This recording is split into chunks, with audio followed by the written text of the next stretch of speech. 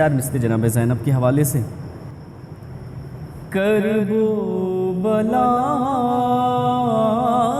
کے داشت میں زہرا کے لال نے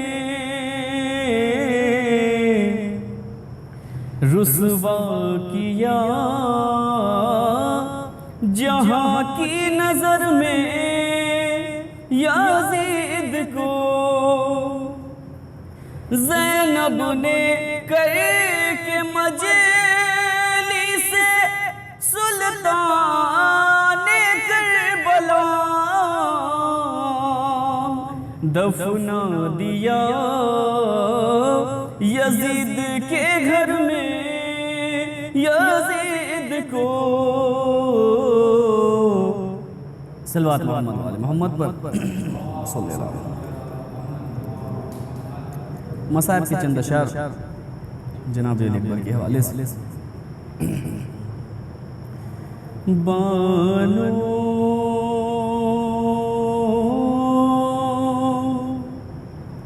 کہاں تلاش کریں اپنے لال کو. جنگل میں مار ڈالا ہے زہرا کی آل کو. بانو کہاں تلاش کرے اپنے لال کو. زینب کے ساتھ روتی ہیں سب مل کے بیویاں.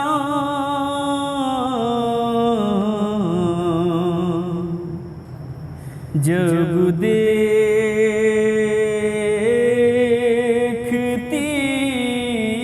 ہیں روز وہ وقت زوال کو. جنگل میں مار ڈالا ہے زہرا کی آل کو. بانو کہاں تلاش شبیر دل کو تھام کے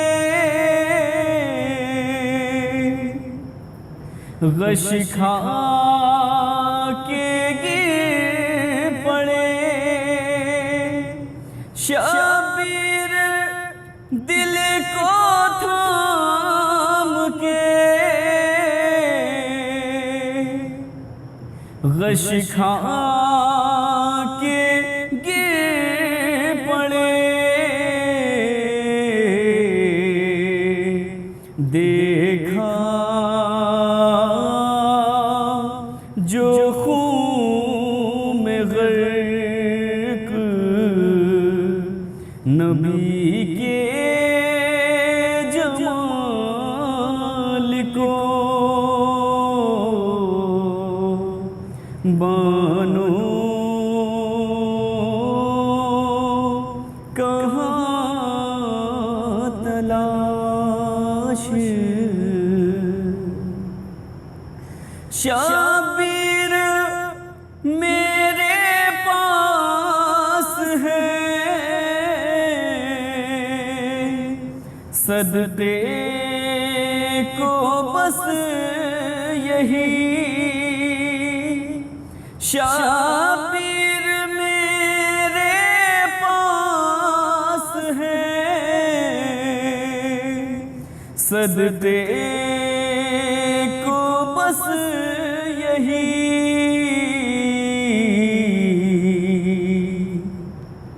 جھولے سے لا کے دے دیا بانوں نے لال کو، جنگل میں مار ڈالا ہے، شبیر لا رہے ہیں میدان سے دیکھیے،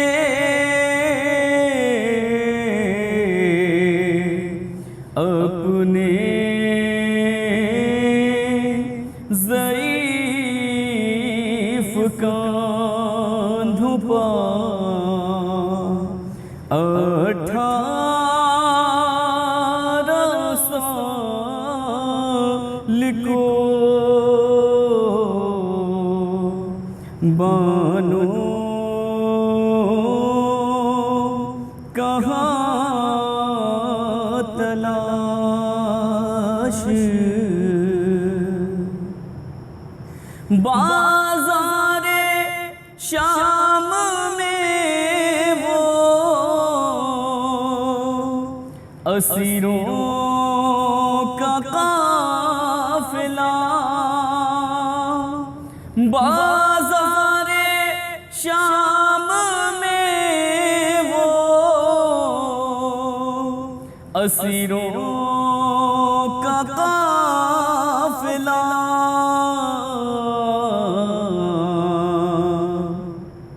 عابد نہ بھول پائے کبھی اس خیال کو، جنگل میں مار ڈالا ہے، زہرا کی آل کو بانوں کہاں تلاش۔ اعوذ باللہ من الشیطان الرجیم، بسم اللہ الرحمن الرحیم، الحمد للہ رب العالمین، والصلاة والسلام علی سید الانبیاء والمرسلین، سیدنا و نبینا و شفیعنا بالقاسم محمد وعلى اہل بیت الطیبین الطاہرین المعصومین المظلومین، ولعنۃ اللہ علی اعدائہم اجمعین من یومنا ھذا الى قیام یوم الدین، اما بعد فقد قال امامنا الصادق علیہ السلام، بسم اللہ الرحمن الرحیم، اللہ غیور یحب الغیور، صلوات پڑھنے پر محمد و آل محمد۔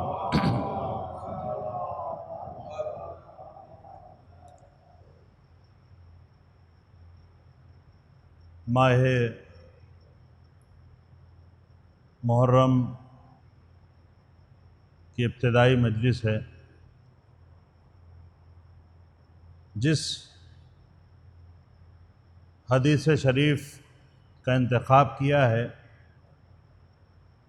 اس میں ہمارے چھٹے امام جعفر صادق علیہ السلام ارشاد فرما رہے ہیں کہ اللہ غیرت مند ہے اور اللہ غیرت مند لوگوں ہی کو پسند کرتا ہے۔ ایسا نہیں ہے کہ صرف ایک حدیث میں غیرت کی گفتگو ہوئی ہو، بلکہ متعدد حدیثیں ہیں جس میں غیرت کی اہمیت کو بیان کیا گیا ہے۔ خود ہمارے پہلے امام علی ابن ابی طالب علیہ السلام، آپ کی حدیث کا ایک مفہوم یہ ہے کہ جس کے پاس جتنی غیرت ہے اسی اعتبار سے اس کے پاس پاکیزگی ہوتی ہے، یعنی عفت اور پاک دامنی کا تعلق غیرت سے ہے۔ جہاں غیرت ہے وہاں عفت ہے، وہاں پاک دامنی ہے۔ جہاں بے غیرتی ہے وہاں پر پاک دامنی آپ کو نظر نہیں آئے گی۔ اتنا گہرا تعلق ہے، اور ماہ محرم میں اس لیے بھی ہمیں غیرت کی گفتگو کرنا چاہیے کہ اگر آپ کربلا سے غیرت کو مائنس کر دیں تو پھر کچھ بچے ہی گا نہیں۔ جو کچھ بھی ہے سب غیرت کی وجہ سے ہے، اور باقاعدہ حدیث ہے کہ جو امام ہوتا ہے، ہر دور کا امام، ہمارے دور کے جو امام ہیں وہ آج کل کے جتنے بھی لوگ اس روئے زمین پر موجود ہیں اس میں سب سے غیرت مند کون ہوگا؟ جو امام ہوگا۔ امام ہونے کی ایک نشانی یہ بھی ہے کہ وہ سب سے باغیرت ہوگا، چونکہ سب سے زیادہ غیرت مند ہے اس لیے وہ ہمارا امام ہے۔ لہذا غیرت، اب دیکھیں ہمارے یہاں جیسا کہ دیکھا ہوگا سماج میں، ہندوستان، پاکستان وغیرہ میں غیرت کی بات آتی ہے تو خان صاحبان کا ذکر ہوتا ہے کہ بڑی غیرت مند قوم ہے۔ کیوں؟ کیونکہ اگر ان کے خلاف کوئی گفتگو ہو جاتی ہے تو عام لوگ ہو سکتا ہے برداشت کر لیں، لیکن ان سے برداشت نہیں کیا جاتا ہے۔ یہ جو غیرت ہے کہ اگر مثال کے طور پر غیرت ہوتی کئی طرح کی ہیں، ایک جگہ بیجا غیرت ہے اور ایک جگہ یہ ہے کہ نہیں، غیرت بجا ہے، ہونا بھی چاہیے۔ ذرا سے عزت اور ناموس کی بات آئی، فوراً سامنے والا کھڑا ہو گیا، اس نے کہا نہیں، ہمارے گھر کی عورتوں کی بات ہے لہٰذا ہم کوئی سمجھوتا نہیں کر سکتے، ہمارے گاؤں کی بات ہے لہٰذا اب گاؤں کا مسئلہ ہے لہٰذا یہاں پر کوئی سمجھوتا نہیں ہوگا۔ یہ غیرت کون سی ہے؟ جہاں گھر کی ناموس کی بات پر یہ آدمی لڑ گیا ہے، یہ غیرت ناموس ہے، جس غیرت کا تعلق گھر والوں سے ہے۔ لیکن جہاں گاؤں کی بات آ گئی اور یہ آدمی لڑ گیا تو یہ غیرت، اس کا تعلق اس کے گاؤں سے ہے۔ یعنی ہمیں جو اپنے گاؤں سے محبت ہے، اپنے قبیلے سے محبت ہے، اور غیرت کی تعریف یہ ہے کہ غیرت یعنی انسان کی نگاہوں میں کوئی چیز معتبر ہے، کوئی چیز بہت ہی اہمیت والی ہے اور وہ اس کی عزت پر حرف نہ آنے دے۔ جتنا حرف نہیں آنے دے گا وہ اتنا ہی یہ انسان باغیرت ہے۔ دیکھیے یہ چیز ہر جگہ ہے۔ اگر آپ کو بھائی سے محبت ہے، آپ نے کہا ہم اپنی بھائی کی عزت پر حرف نہیں آنے دیں گے، یعنی آپ کو اپنے بھائی سے جو لگاؤ ہے اس میں غیرت ہے، اس لیے آپ اس کی عزت پر حرف نہیں آنے دیں گے۔ آپ کو اپنے گھر کے ناموس کی اہمیت کا اندازہ ہے، آپ نے کہا چونکہ ان کا ایک مقام اور مرتبہ ہے لہٰذا ان کی شان میں کوئی گستاخی کرے یہ ہمیں برداشت نہیں ہے، یہ غیرت، اس کا تعلق ناموس سے۔ آپ کو اپنے والد سے محبت ہے، آپ نے کہا کہ میں ایک باغیرت انسان ہوں، میں کوئی ایسا عمل انجام نہیں دوں گا جس سے میرے باپ کے نام پر حرف آئے، تو اس غیرت کا تعلق والد سے ہے یا والدین سے ہے یا گھر سے ہے یا خاندان اور قبیلے سے ہے۔ لہٰذا جہاں انسان جتنا باغیرت ہوتا ہے اس کے گھر اور خاندان اور قبیلے کی عزت محفوظ رہتی ہے۔ جتنا انسان بے غیرت ہوتا چلا جاتا ہے، کبھی گھر کی عزت کو داؤں پہ لگاتا ہے، کبھی والدین کی عزت کو داؤں پہ لگاتا ہے، کبھی قوم اور قبیلے کی عزت کو داؤں پر لگا دیتا ہے۔ صلوات پڑھ دیں بر محمد وعلی محمد۔ کوئی یہ نہ سوچے کہ غیرت کا مطلب یہ ہے کہ ہر انسان سے لڑ لینا، ہر انسان سے جھگڑا کر لینا، نہیں۔ جھگڑا کر لینا یہ غیرت نہیں ہے، بلکہ غیرت یہ ہے کہ آپ نے جھگڑا کس بات کے لیے کیا ہے، آپ لڑے کس کے لیے۔ اگر آپ اس بات کے لیے لڑے ہیں کہ نہیں بھائی ہمیں تم سے ایک سگریٹ پی رہے ہو، ہمیں بھی ایک سگریٹ دو، اور اس کے لیے آپ لڑ لیے ہیں، تو اس کا تعلق غیرت سے نہیں ہے۔ اگر آپ کسی غلط مال کو بانٹنے کے لیے لڑ لیے ہیں تو اس کا تعلق غیرت سے نہیں ہے۔ لیکن ہاں اگر آپ اپنی عزت اور ناموس کی حفاظت کے لیے کسی سے لڑ رہے ہیں تو اس کا تعلق غیرت سے ہے۔ دیکھیے غیرت کا تعلق آپ کے قبیلے سے بھی ہے، آپ کے خاندان سے بھی ہے، آپ کی قوم سے بھی ہے، آپ کے ملک سے بھی ہے۔ آج مثلا اگر انسان کہتا ہے کہ ہم ہندوستانی ہیں اور ہمیں اپنے سرحدوں کی حفاظت کرنا ہے، تو کیا کوئی سپاہی جو بے غیرت ہو وہ اپنے سرحدوں کی حفاظت کر سکتا ہے؟ نہیں، جو بے غیرت ہوتے ہیں وہ انہی سرحدوں پہ ان کی ڈیوٹی ہوتی ہے، اور وہیں پر یہ ادھر ادھر سے پیسہ لے کے لوگوں کو ادھر سے ادھر کر دیتے ہیں۔ جو ہتھیار ہمارے یہاں ملک میں آ جاتے ہیں باہر سے، جو دہشت گرد ہمارے یہاں آ جاتے ہیں، یہ اس بات کی دلیل ہے کہ سرحدوں پہ کچھ بے غیرت موجود ہے۔ اگر سب باغیرت ہوتے تو ایسا نہیں ہوتا۔ اگر کسی بڑے پیمانے پر سیاستداں کھیل کھیل جاتے ہیں، کبھی ہوتا ہے یہ اپنی سیاست کی وجہ سے، کبھی کہیں فوجیوں کو مثال کے طور پر نشانہ بنا لیا جائے، یا ان کی جان کو خطرے میں ڈال دیا جائے، یا کسی اور کی جان کو خطرے میں ڈال دیا جائے، یا ملک کی سرحدوں سے سمجھوتا کر لیا جائے، یہ اگر ایسا ہو رہا ہے تو اس کا مطلب یہ ہے کہ جو برسر اقتدار ہے اس کے یہاں غیرت کی کمی پائی جا رہی ہے، کیونکہ اگر یہ باغیرت ہوتا تو پھر ملک اور قوم کا سودا نہ کرتا۔ اور یہی چیز ہمارے یہاں قوم میں بھی ہے کہ اگر آپ دیکھیں بہت سی چیزیں جو ہمارے لیے محترم ہیں، دیکھیں ایام ازاں میں یہ جو ماہ محرم ہے، اس ماہ محرم میں بہت سی ایسی چیزیں ہیں جو ہم عام طور سے انجام دیتے تھے عزاداری کے حوالے سے، انہیں ہم انجام نہیں دے پائیں گے۔ پابندیاں ہیں، سختیاں ہیں، اور ہمیں اس لیے بھی اس بات کا خیال رکھنا ہے کیونکہ ایسا نہیں ہے کہ صرف حکومت کی طرف سے پابندی ہو، یا صرف حکومت نے کہا ہے کہ نہیں آپ کوشش یہ کیجئے کہ جتنا سے زیادہ اصول اور ضوابط جو بتائے جا رہے ہیں ان کی رعایت کر کے آپ عزاداری کو انجام دیجئے، بلکہ ہمارے مراجع کا بھی یہی فتویٰ ہے۔ ہمارے مراجع کا بھی یہی فتویٰ ہے، لہٰذا انہوں نے بھی یہی حکم دیا ہے کہ جہاں جہاں بھی جیسے بھی جو حالات ہیں اسی اعتبار سے آپ کو عزاداری کرنا ہے۔ اگر کہیں پر حالات زیادہ خراب ہیں تو آپ کو پھر احتیاط بھی زیادہ کرنا ہے۔ پھر آپ یہ نہیں کہیں گے کہ نہیں امام حسین علیہ السلام کا غم منانا ہے لہٰذا ہم ایک جگہ پر اکٹھا ہو جائیں گے، بھلے ہی جو ہے ہمارے بچے بیمار ہو جائیں، بزرگوں کو بیماری آ جائے، ہم بیمار ہو جائیں، ہم اپنی جان دے دیں گے، لیکن ہم اجتماع سے پرہیز نہیں کریں گے، ہم بھیڑ ضرور جمع کریں گے۔ اگر آپ ایسا کہہ رہے ہیں تو پھر گویا یہ کہ آپ سمجھ نہیں رہے ہیں، نہ آپ حالات کو سمجھ رہے ہیں، نہ آپ کربلا کو سمجھ رہے ہیں، اور نہ آپ ہمارے مراجع کو سمجھ رہے ہیں۔ کیونکہ جہاں بھی انسان اپنی جان کو یا کسی اور کی جان کو خطرے میں ڈالے تو آپ یہ بتائیے کہ عزاداری کون کرتا ہے؟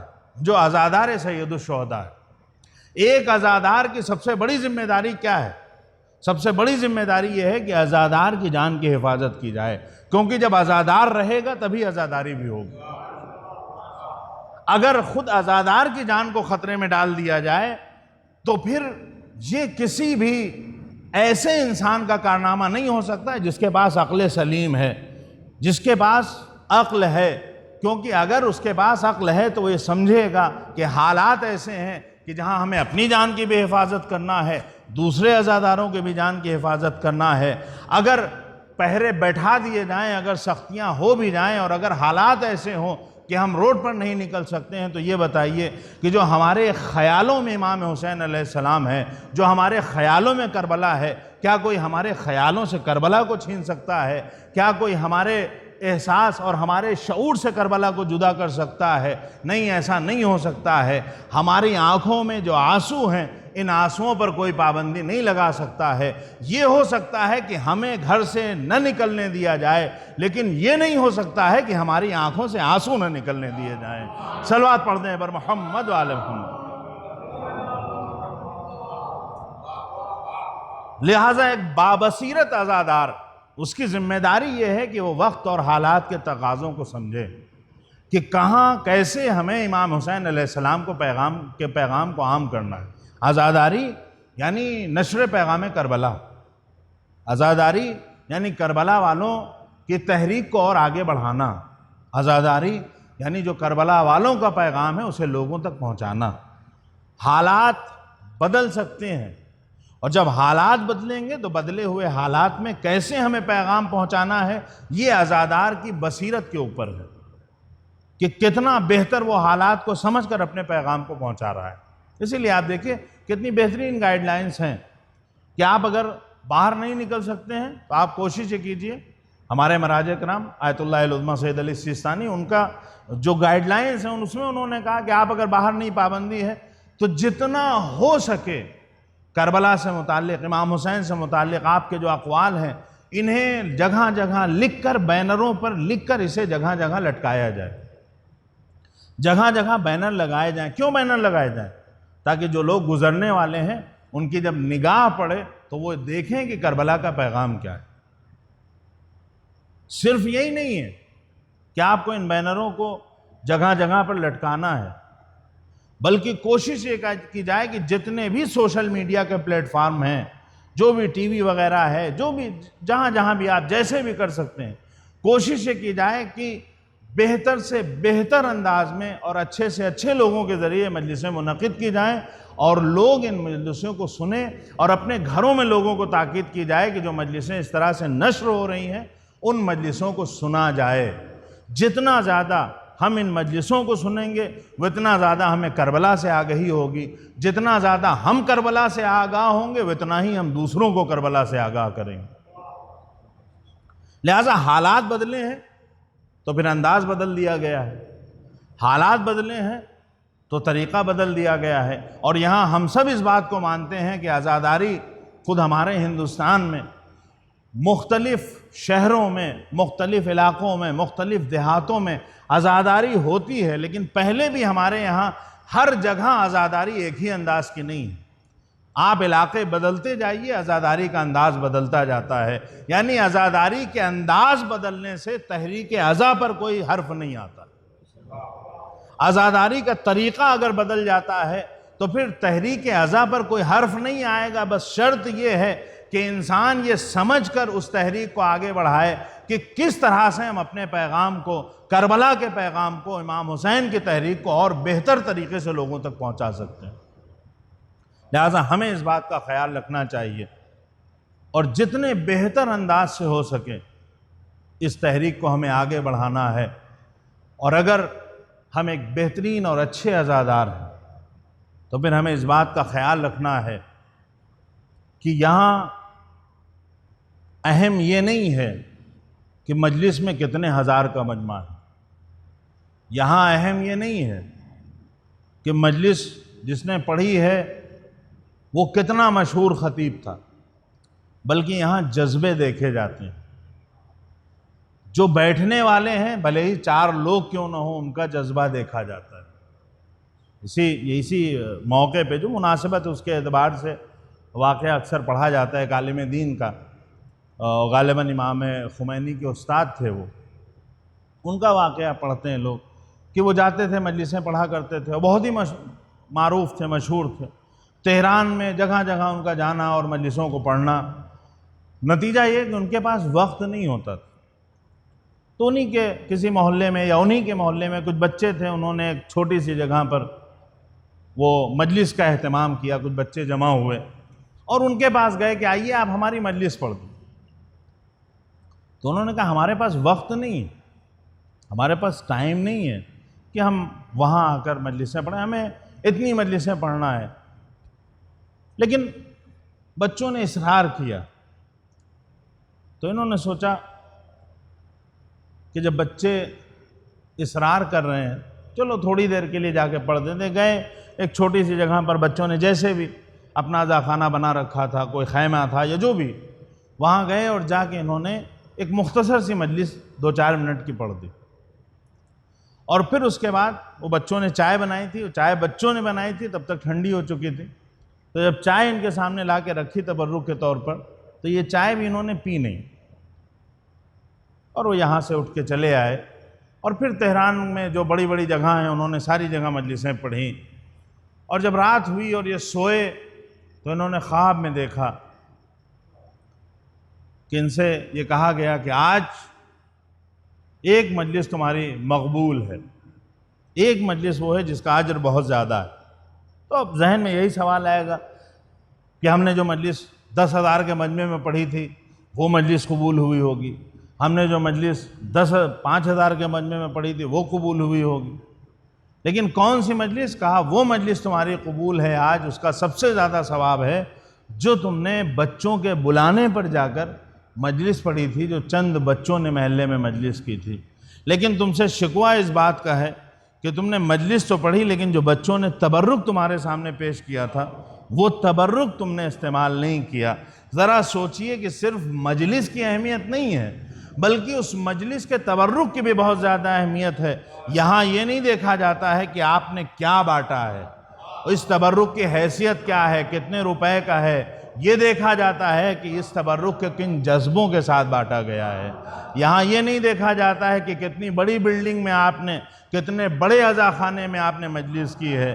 اگر کسی گلی کے کونے پہ ایک چھوٹا سا خیمہ بھی لگا لیں، آپ چند بچے اگر ایک دو چادریں تان کر بھی مجلس کر لیں تو وہ مجلس، دیکھیے تہران کی بات ہو رہی ہے جو مرکز ہے تشیع کا، جہاں پر لاکھوں کی تعداد میں شیعان حیدر کرار موجود ہیں، اور وہاں کی جو مرکزی مجلسیں ہیں وہ ہمارے یہاں کی طرح نہیں ہیں، وہاں ہزاروں کا مجمع ہوگا، بہت بڑی بڑی مجلسیں ہوتی ہیں، مشہور اور معروف خطیب ہو، بڑی بڑی مجلسوں کو پڑھنے والا ہو، لیکن وہ ساری مجلسیں ایک طرف اور ایک چند بچوں کے ذریعے ایک گلی میں، ایک محلے میں، ایک معمولی سے خیمے میں جو مجلس کی گئی ہے وہ مجلس ایک طرف ہے۔ لہٰذا ہمیں اس واقعے کو مد نظر رکھتے ہوئے اس بات کا خیال رکھنا ہے کہ آج کل حالات ایسے ہیں کہ جس میں ہم اس پیمانے پر اس طرح سے مجلس نہیں کر سکتے ہیں، لیکن مجلس کرنے کا جو جذبہ ہے اس پر کوئی پابندی نہیں ہے۔ جو ہمارا امام حسین علیہ السلام کا غم منانے کا جذبہ ہے اس پر کوئی پابندی نہیں ہے، ہم ثواب اسی جذبے سے لے کر جائیں گے۔ بس آپ اپنے جذبوں میں کمی نہ آنے دیجئے، جذبہ جتنا بلند ہوگا اتنا ہی زیادہ ثواب ملتا جائے گا۔ صلوات پڑھ دیں بر محمد و آل محمد۔ اور آپ یقین جانیے کہ جو محبت ہے اس محبت کا بڑا قریبی تعلق غیرت سے ہے، کیونکہ بے غیرتوں سے صحیح سے محبت بھی نہیں کی جاتی، بلکہ بے غیرت انسان حق محبت ادا نہیں کر سکتا ہے۔ غیرت کی بہت سی قسمیں ہیں، لیکن امام حسین علیہ السلام اور کربلا نے ہمیں سمجھایا ہے کہ اصل غیرت کیا ہوتی۔ دیکھیے، ایک غیرت وہ ہے کہ جو ہمارے گھر سے تعلق رکھتی، ایک غیرت وہ ہے کہ جس کا تعلق ہمارے قبیلے سے ہے، ایک غیرت وہ ہے کہ جس کا تعلق ہمارے ملک سے، لیکن ان سب کے مقابلے پر ایک غیرت ہے جس کا تعلق دین سے۔ ہم دین کو محترم مانتے ہیں، بہترین دین دین اسلام ہے، ان الدین عند اللہ الاسلام، اس دین کے ماننے والے ہم ہیں، اور اس دین کی حفاظت کرنا، اس پر حرف نہ آنے دینا، یہ ہمارا فریضہ ہے۔ اب اس دین کی جب بات آ جاتی ہے، امام حسین علیہ السلام کا پیغام یہی ہے کہ جہاں پر ہوتا یہ ہے، دیکھیے آج کل کیا ہے، ہمیں امام حسین سے بہت محبت ہے، ہمیں امام حسین علیہ السلام کے امام باڑوں سے بھی بہت محبت۔ آج کل ہم اس بات کا اظہار اور اچھے طریقے سے کرتے ہیں، بہت افسوس کا بھی اظہار کیا جاتا ہے کہ ہم امام باڑوں میں اس طرح سے مجلسیں نہیں کر پا رہے ہیں، ہم امام باڑوں میں اس طرح سے جا نہیں پا رہے ہیں، ہم امام باڑوں کو اس طرح سے آباد نہیں رکھ پا رہے ہیں۔ یعنی یہ سب جو باتیں ہیں ان کا تعلق ہماری محبت سے، جو ہمیں امام حسین علیہ السلام سے، اہل بیت سے اور امام باڑوں سے جو محبت ہے، اس کی وجہ سے ہم اس طرح کی باتیں کرتے ہیں۔ لیکن آپ دیکھیے کہ کبھی کبھی یہی ہوتا ہے کہ یہی امام حسین علیہ السلام کا امام باڑہ ہے، یہی امام حسین علیہ السلام سے منسوب جگہ ہے، لیکن اکثر ہوتا ہے کہ ہماری بستیوں میں وہ چیزیں جو حسین سے منسوب ہیں ان کا سودا کر لیا جاتا ہے اور ہم خاموشی سے دیکھتے رہتے ہیں۔ آپ کہیں گے یہ حسین سے منسوب ہے، صرف حسین کی بات کیا کی جائے، بلکہ جو خدا سے منسوب ہو یہ جتنے بھی اوقاف ہیں، اوقاف کا تعلق کس سے ہے؟ یا تو کسی نے مسجد کے لیے وقف کیا ہے، یا کسی نے کسی چیز کو عزاداری کے لیے وقف کیا ہے۔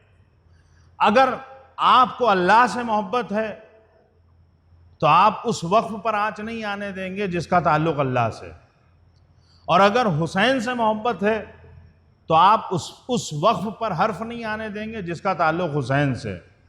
لیکن ہوتا یہ ہے کہ اگر ہمارے گھر کی ذرا سے زمین چلی جائے تو ہم زمین اور آسمان ایک کر دیتے ہیں، لیکن یہاں امام باڑے کے امام باڑوں کا سودا ہو جائے، ان سے متعلق اوقاف کا سودا ہو جائے، ہم ذرا سے بھی احتجاج نہیں کرتے ہیں، ہم ایسے شخص کے سامنے مقابلے میں کھڑے نہیں ہوتے ہیں، ہم اس سے اظہار ناراضگی نہیں کرتے ہیں۔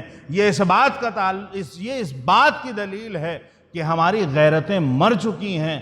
وہ غیرت جس کا حسین سے تعلق تھا نہ وہ زندہ رہی ہے، اور وہ غیرت جس کا خدا سے تعلق تھا وہ بھی مر چکی ہے۔ اور جہاں پر غیرتیں مر جاتی ہیں وہاں انسان بے ضمیر ہو جاتا ہے، اور جب انسان کا ضمیر ہی زندہ نہ ہو تو پھر انہی انسانوں سے قوم بنتی ہے۔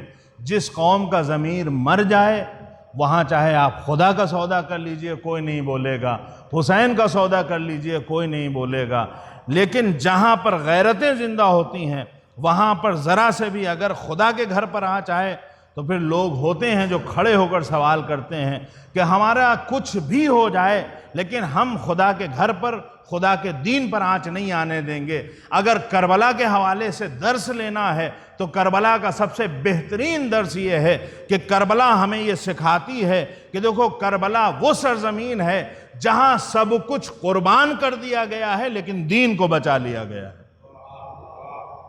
تمام غیرتوں کو، کیا حسین کو اپنی بہنوں سے محبت نہیں تھی؟ کیا حسین کو اپنے بچوں سے محبت نہیں ہے؟ ایک غیرت کا تقاضا یہ ہے کہ اگر بچوں پہ حرف آئے تو باپ آگے آئے، غیرت کا تقاضا یہ ہے کہ بھائی پہ حرف آئے تو بھائی آگے آئے، لیکن سب کی قربانی حسین نے دی ہے۔ کیوں حسین نے قربانی دی ہے؟ ذرا آپ سوچیں، یہ کربلا، اگر ہم اس کربلا کو سمجھنا چاہتے ہیں، دیکھیں ہم لوگ بہت سی چیزیں سمجھ ہی نہیں سکتے ہیں کیونکہ ہمارے یہاں اس طرح سے غیرت ہے ہی نہیں۔ جب وہ چیز ہمارے یہاں ہے ہی نہیں ہے اس طرح سے تو ہم اس انداز سے معرفت بھی حاصل نہیں کر سکتے۔ آپ سوچئے کہ یہ جو امام حسین نے قربانی دی ہے کتنی عظیم قربانی، مصائب کا موقع نہیں ہے، لیکن مثال کے طور پر میں عرض کر رہا ہوں کہ روایات میں ملتا ہے، تاریخ میں ملتا ہے کہ جناب زینب جب رسول خدا کی قبر کی زیارت کے لیے جاتی تھی تو وہ انداز ایسا ہوتا تھا کہ ایک طرف امام حسن ہے اور ایک طرف امام حسین، اور آگے آگے خود مولا کائنات چلتے تھے۔ سوچئے حصار میں لے کے ایک طرف حسن ہے ایک طرف حسین ہے، بیچ میں جناب زینب ہے، آگے آگے مولا کائنات۔ اتنے اہتمام سے جناب زینب کو کہاں لے جاتے تھے؟ رسول خدا کی قبر کی زیارت کے لیے، اور جب وہاں پہنچتے تھے تو مولا کائنات آگے بڑھ کر جو قبر پر چراغ یا جو بھی روشنی ہو اس روشنی کو کم کر دیتے تھے، اس روشنی کو کم کر دیتے تھے۔ امام حسن نے سوال کیا کہ بابا آپ ایسا کیوں کرتے ہیں؟ کہا یہ اس لیے روشنی کو کم کر دیتے ہیں کہ اگر کوئی اور آیا ہو قبر کے آس پاس زیارت کے لیے تو اس روشنی میں کہیں تمہاری بہن کے چہرے پر اس کی نگاہ نہ پڑے۔ دیکھیے آپ اس ماحول کی پرورش ہے۔ امام حسین علیہ السلام نے اس طرح سے خیال رکھا ہے بہن کا، لیکن جب دین کی بات آئی تو پھر آپ نے ان کے پردے کو قربان کر دیا۔ یہ غیرت ہے۔ اسی سے ہمیں اندازہ ہوگا کہ امام حسین علیہ السلام نے کتنی عظیم قربانی دی۔ اور ہمارے یہاں کیا ہے؟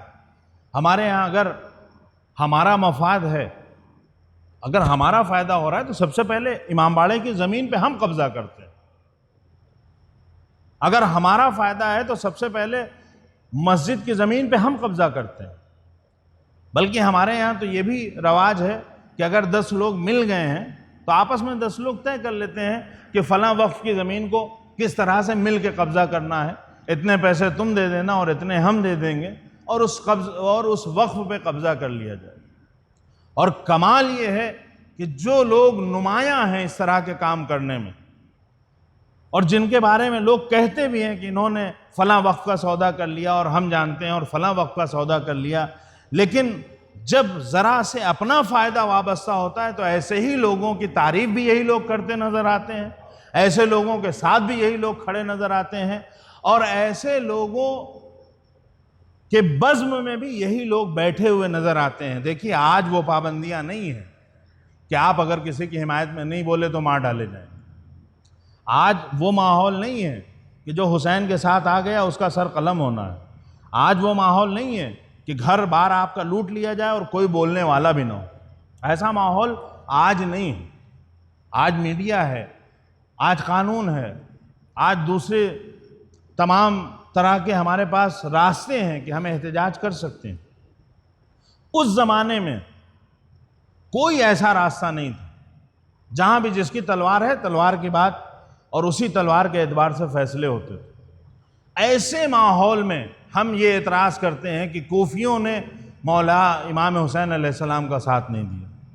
ہم اس بات پر اعتراض کرتے ہیں کہ امام حسین علیہ السلام کے ساتھ کل کوئی کھڑا نہیں ہوا اور امام حسین علیہ السلام حل من ناصرین ینصرنا کی صدائیں بلند کرتے رہے، کسی نے ان کا ساتھ نہیں دیا۔ ذرا سوچئے، جب اتنے سخت حالات تھے تو اس زمانے میں لوگوں نے ساتھ نہیں دیا، پھر بھی کچھ لوگ آ گئے اپنی جان کو دینے کے لیے۔ آج آپ کی جان کو خطرہ نہیں ہے، آج آپ کی عزت کو خطرہ نہیں ہے اس طرح سے۔ آج ایسا نہیں ہے کہ اگر آپ اس کی حمایت میں نہیں بولیں گے تو آپ کی گردن مار دی جائے گی۔ تھوڑے بہت فائدے کے لیے آج بھی آپ ظالموں کا ساتھ دیتے ہیں اور ان کے ساتھ کھڑے نظر آتے ہیں، ایسے لوگوں کی تعریف کرتے ہوئے نظر آتے ہیں، تو پھر انصاف سے بتائیے کہ اگر اس دور میں آپ ہوتے تو کہاں ہوتے؟ ہم کہتے تو یہ ہیں کہ اگر ہوتے تو حسین کے ساتھ ہوتے، لیکن ہمارا عمل یہ بتاتا ہے کہ اگر ہوتے تو ہم حسین کی طرف نہیں ہوتے، ہم مقابلے میں کھڑے نظر آتے۔ صلوات پڑھ دیں بر محمد و آل محمد۔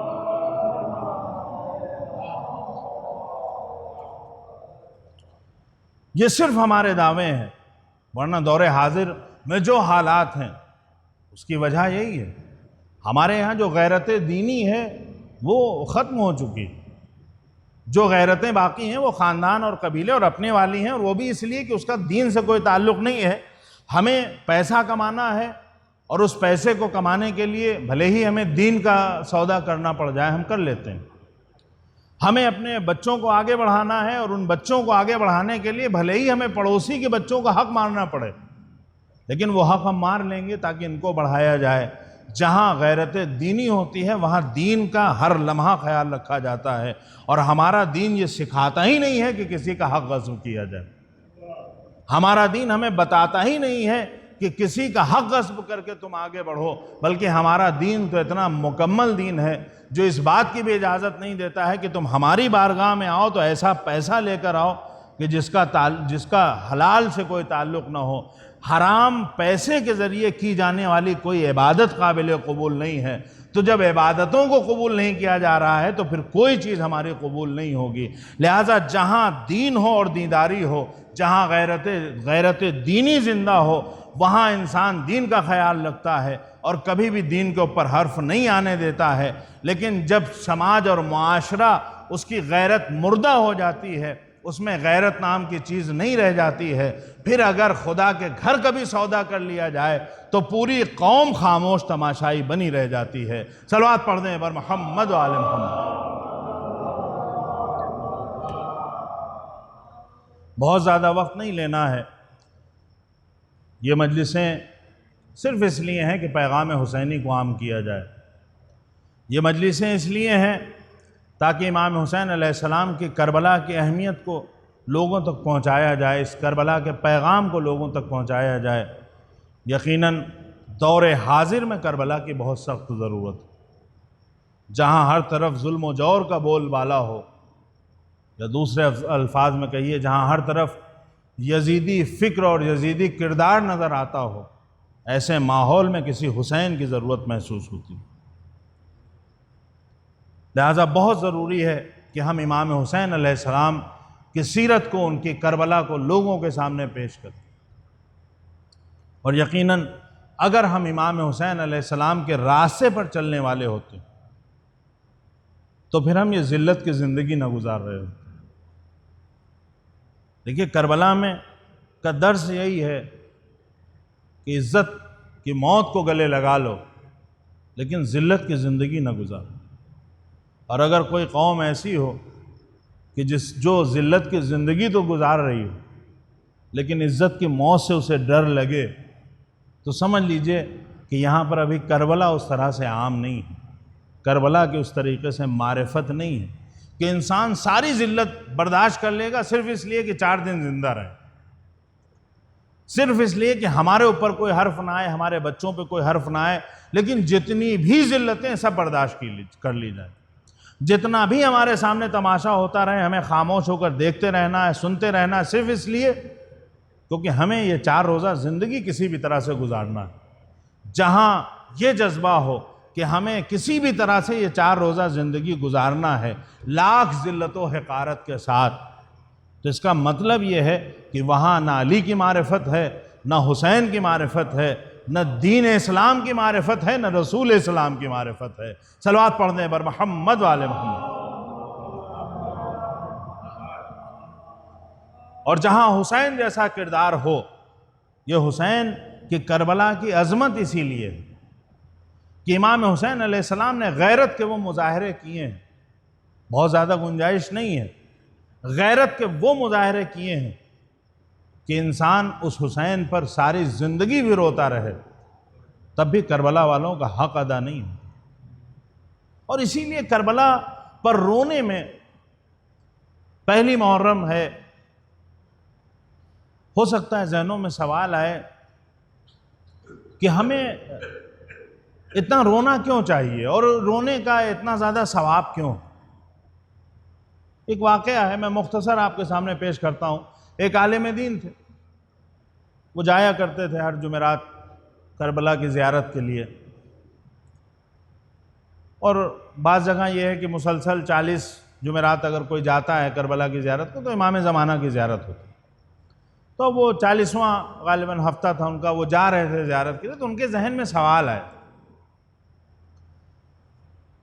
ایک سوال یہ آیا کہ میں اتنے دن سے برابر زیارت کے لیے آ رہا ہوں اور مجھے ابھی تک امام زمانہ کی زیارت نہیں ہوئی۔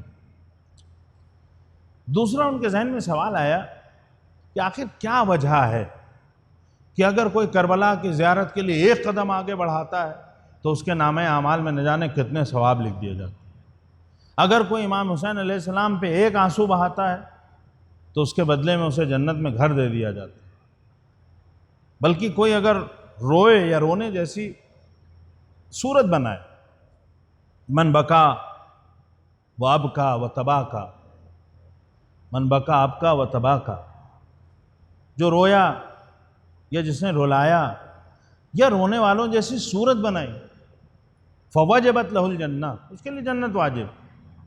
تو اب ان کے ذہن میں اسی طرح کا سوال تھا، آخر کربلا میں ایسا کیا ہے کہ آدمی ایک بار رو رہا ہے اور اس رونے کی وجہ سے اسے جنت مل رہی ہے۔ راستے میں انہوں نے دیکھا ہے خوبرو جوان ہے، اس نے کہا شیخ لگ رہا ہے تمہارے ذہن میں کچھ سوال ہیں، تم کچھ فکر مند نظر آتے۔ انہوں نے کہا نہیں، کہا پھر بھی کوئی سوال ہو تو پوچھو۔ تو انہوں نے یہی چیزیں جو خیال آیا تھا بتایا۔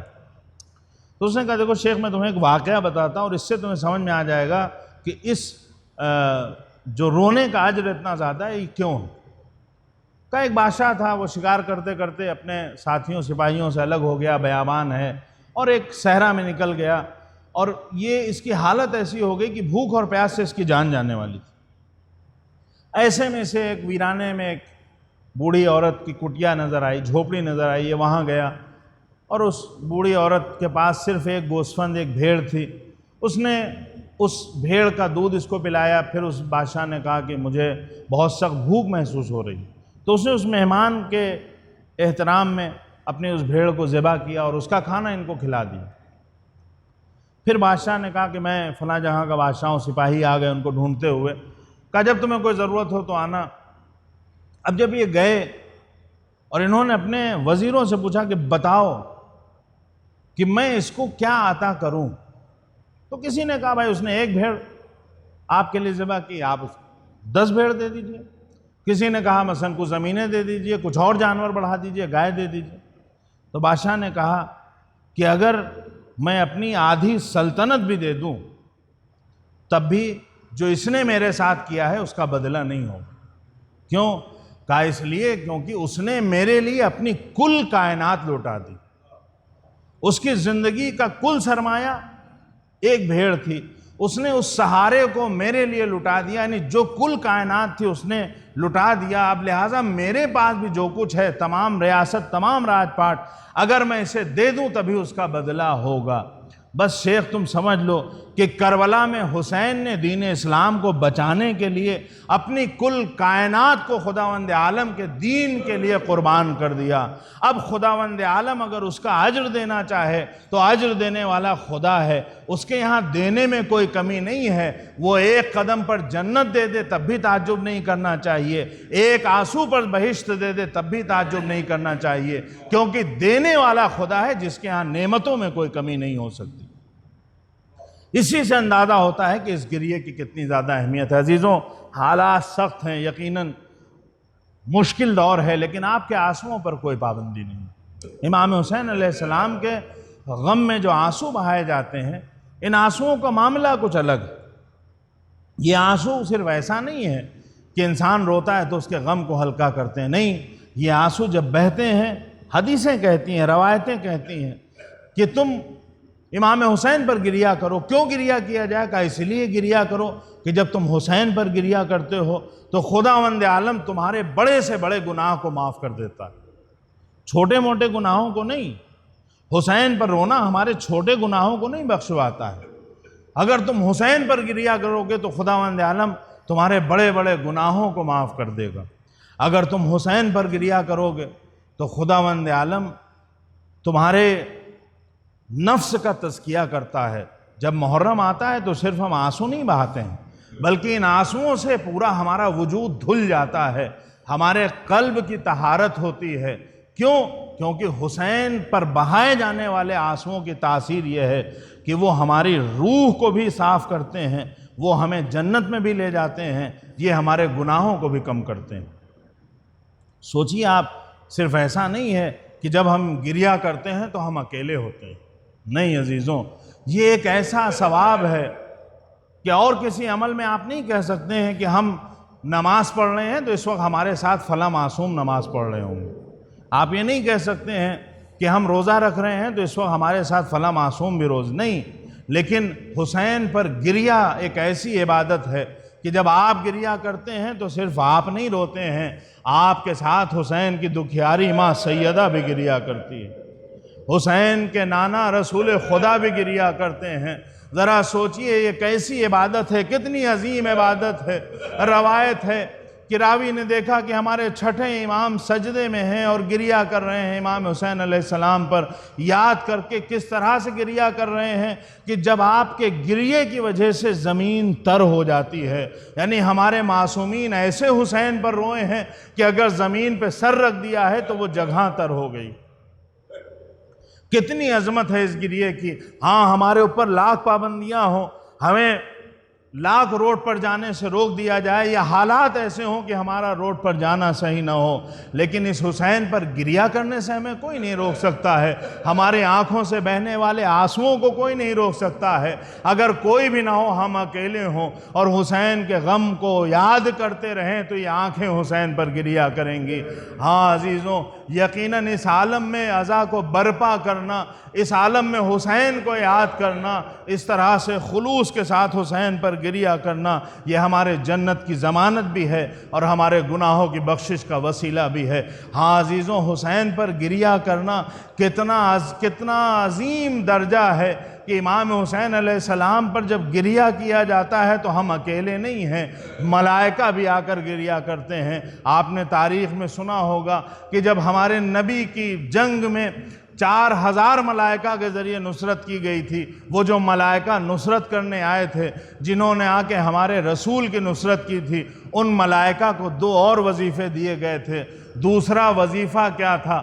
ان ملائکہ کا دوسرا وظیفہ یہ تھا کہ تم جاؤ اور کربلا میں جا کر حسین کی قبر کے مجاور بن جاؤ اور وہاں جا کر حسین پر گریہ اور ماتم کرو۔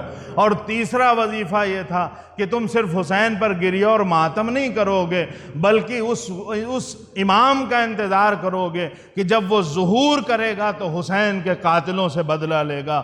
ذرا سوچئے کہ کتنے عظیم ہیں حسین کہ ان پر رونے کے لیے 4000 ملائکہ کو قبر کی مجاوری کے لیے بھیج دیا جاتا ہے، اور اس کے ساتھ ساتھ وہ اس کا بھی انتظار کر رہے ہیں جو منتقم خون حسینی ہے۔ ہاں عزیزوں، بڑا سخت مرحلہ ہے۔ ہم اس حسین پر گریہ کر رہے ہیں جس حسین کو اپنے نانا کے مدینے میں نہیں رہنے دیا گیا۔ آج جب محرم کا وقت آیا ہے تو بہت سے لوگ ایسے ہیں جو ایام اعزاں میں اپنے وطن نہیں جا پائے ہیں، وہ اپنے گھروں کو نہیں جا پائے ہیں۔ جو بھی اپنے گھر نہیں جا پایا ہے حالات کی وجہ سے، وہ اس لیے رو رہا ہے کہ ہم حسین کا ماتم اپنے وطن جا کر نہ کر سکے۔ ذرا سوچئے کہ اس حسین پر کیا گزری ہوگی جسے اپنے وطن سے جلا وطن کیا جا رہا ہے، جسے اپنے نانا کے مزار سے جدا کیا جا رہا ہے، جسے اپنی ماں سیدہ کے مزار سے جدا کیا جا رہا ہے۔ ارے جب اپنی ماں سے آخری وقت میں امام حسین علیہ السلام جدا ہوئے ہیں تو روایتیں کہتی ہیں کہ امام حسین علیہ السلام کسی طرح سے ماں کے پاس سے اٹھتے نہیں ہیں۔ ایک امام حسین نہیں اٹھے ہیں۔ اے اماں، جب تک اپنے کلیجے سے نہ لگا لو گی حسین تمہارے مزار سے رخصت، تمہارے پاس سے رخصت نہیں ہوگا۔ روایتیں کہتی ہیں وہ مدت یدا کہ ایک بار بند کفن ٹوٹے ہیں، 2 ہاتھ نمودار ہوئے، حسین کو کلیجے سے لگا لیا۔ آخری وقت میں سیدہ نے ایسے رخصت کیا تھا، میرا دل کہتا ہے کہ جب حسین پھر گئے ہوں گے تو ایک بار قبر پہ بیٹھ گئے ہوں گے، اے اماں اب تیرا حسین ہمیشہ کے لیے جا رہا ہے، اے اماں ایک بار پھر کلیجے سے لگا لو۔ عجب نہیں کہ قبر سیدہ سے 2 ہاتھ بلند ہوئے ہوں، اے میرے حسین میری آغوش میں آ جا، اے میرے حسین بیٹا اس سفر میں تم اکیلے نہیں ہو، کربلا کی راہوں میں یہ ماں سیدہ تمہارے ساتھ ہوگی۔ اسی لیے جب شب عاشور امام حسین نافع کو بتا رہے ہیں، اے نافع وہ مقام دیکھ رہے ہو، وہاں میری شہادت ہوگی، وہاں میرا عباس مارا جائے گا، وہاں میرے قاسم کا لاشا پامال ہوگا۔ ارے اس بلندی پہ زینب گریہ کر رہی ہوگی۔ ایک بار نافع سنتے نہیں ہیں، اے نافع حسین تم سے کچھ کہہ رہا ہے اور تم نہیں سنتے۔ اے مولا، خیمے کی پشت سے کسی بی بی کے رونے کی صدا آ رہی ہے، اے نافع وہ میری ماں سیدہ ہے، جب سے ہم مدینے سے چلے ہیں ہماری ماں سیدہ۔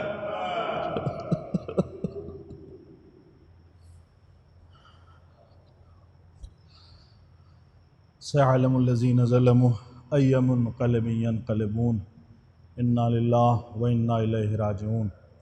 بار الہ ہماری اس مختصر سی عبادت کو قبول فرما۔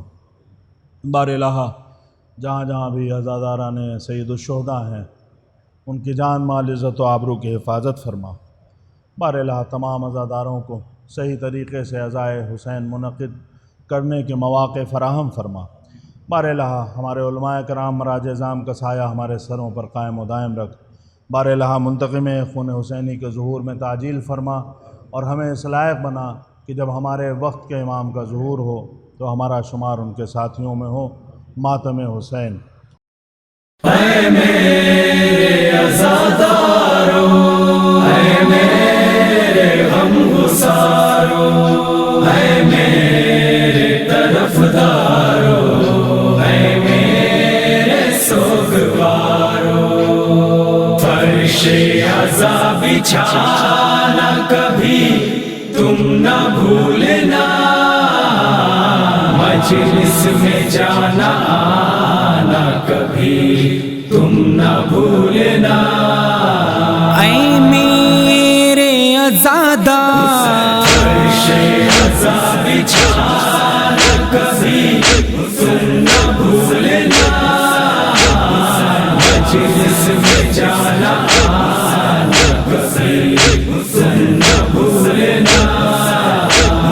جب چاند محرم کا نظر آئے فلک پر، تبدیل عزا خانے میں کر دو تم اپنا گھر، پرچم سیا لگانا کبھی تم نہ بھولنا، مجلس میں جانا آنا کبھی تم نہ بھولنا، اے میرے آزادہ فرش عزا بچھانا کبھی تم نہ بھولنا، مجلس میں جانا آنا کبھی تم نہ بھولنا، تم ہو دعائے فاطمہ اتنا رہے خیال، حرمت عزا کی تم کبھی کرنا نہ پائے ماں، تابوت کو سجانا کبھی تم نہ بھولنا، مجلس میں جانا آنا کبھی تم نہ بھولنا، اے میرے آزادہ فرش عزا بچھانا کبھی تم نہ بھولنا، مجلس میں جانا آنا کبھی تم نہ بھولنا، جب بھی کہیں ہو مجلسیں یا ہو کہیں جلوس، دل میں بسا کے کربلا لوگوں بسد خلوص، بچوں کو ساتھ لانا کبھی تم نہ بھولنا، مجلس میں جانا آنا کبھی تم نہ بھولنا، اے میرے آزادہ فرش عزا بچھانا کبھی تم نہ بھولنا، مجلس میں جانا آنا کبھی تم نہ بھولنا، چاہے کوئی بلا ہو یا ہو کوئی وبا، ضامن ہوں عزاداروں کا کہتا ہے یہ خدا، بس تعزیہ اٹھانا کبھی تم نہ بھولنا، مجلس میں جانا آنا کبھی تم نہ بھولنا، اے میرے آزادہ فرش عزا بچھانا کبھی تم نہ بھولنا، مجلس میں جانا آنا کبھی تم نہ بھولنا، اس دور مشکلات میں ماؤں نے یہ کہا، کرنا بڑے ہی شان سے ماتم حسین کا، مہدی کا ہے زمانہ کبھی تم نہ بھولنا،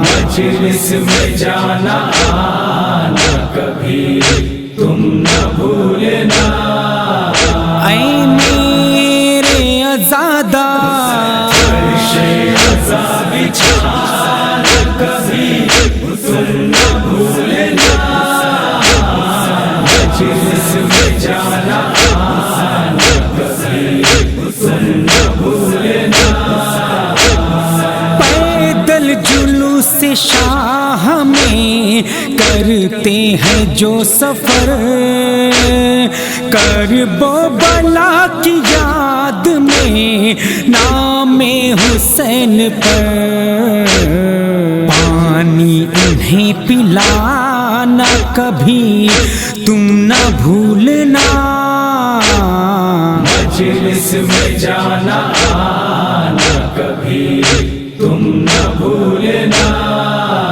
اے میرے آزادہ فرش जाना कभी तुम न भूलना, मजलिस में जाना आना कभी तुम न भूलना। जिब्रील हर फरिश्ते से कहते हैं बस यही, अब्बास दिलावर की और मौला हुसैन की, चौखट पे सर झुकाना कभी तुम न भूलना, मजलिस में जाना आना कभी तुम न भूलना। ऐ मेरे अज़ादा बिछाना कभी तुम न भूलना, मजलिस में जाना आना कभी तुम न भूलना।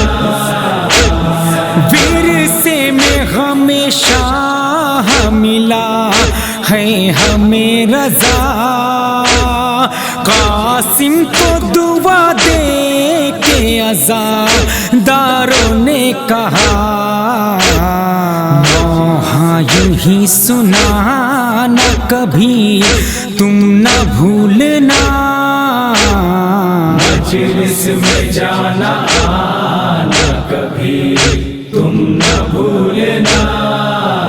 ऐ मेरे अज़ादा बिछाना कभी तुम न भूलना, मजलिस में जाना आना कभी तुम न भूलना, मजलिस में जाना आना कभी तुम न भूलना। ऐ मेरे अज़ादा